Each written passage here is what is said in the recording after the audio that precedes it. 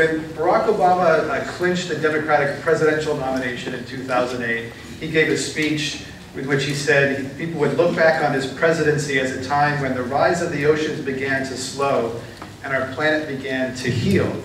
And since that time, the administration has opened up 2.3 billion tons of coal mining in Wyoming, the Arctic potentially to drilling, and potentially on track to approve a Keystone XL pipeline, which would bring some of the dirtiest fuel from the Alberta tar sands to Texas. So how does that record square with the President's pledge to address climate change?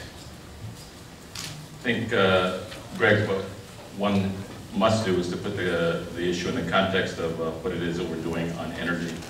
And I think when you look at the President and the energy team and the programs that we have put forward, we are doing more than has been done in the time of history. On fuel efficiency, our vehicles are going to be getting 40 and 50 miles per gallon. We're going to be saving billions of barrels of oil a year. That means less CO2 that's going to be burned.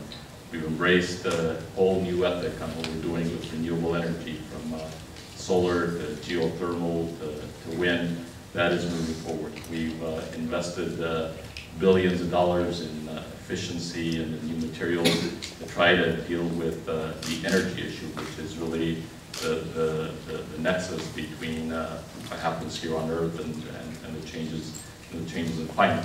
Now, have we been able to do as much as we wanted to do? The answer is no. We wanted to pass a comprehensive energy and climate change legislation bill. We worked on that very hard. We're willing to work on it again if we don't. We never give up. Our own view as an administration is that the time will come when the Congress will awaken to the need to have a comprehensive energy and climate change legislative framework. And it's not just recognized by the President and by his team. It's recognized as well by people like DuPont and many other companies who recognize that dealing with energy and climate is important. And the principles that will keep driving this agenda forward in the years and in the decades ahead are, at the end of the day, about national security and the fact that now we're so dependent on countries that really don't have our best interests at stake. Our economic security, because we're now sending $700 billion a year overseas. And finally, the environmental security of the planet. Just a point on climate change. I do think that's the point of contention that there's a lot of maybe not dispute, but a lot of conversation about. I mean, it is here. I think there is still some consensus to be forged on is what is the solution then to this reality of climate. And I think that's what we will see emerging over the years. The fact of the matter is, coal is one of the greatest emitters of CO2, and there are ways in which you can deal with that, including the conversion of CO2 of coal plants over to natural gas, which promotes much less CO2 emitting. But we are almost 50% of our electricity now comes from coal supplies, and so we need to find the right way to transition from coal to the new energy world. And in addition to that, and something which we have worked on very hard, is to find a way to provide a future for coal supplies here in the United States by finding a way of burning it cleanly so you don't have the same problems of the past.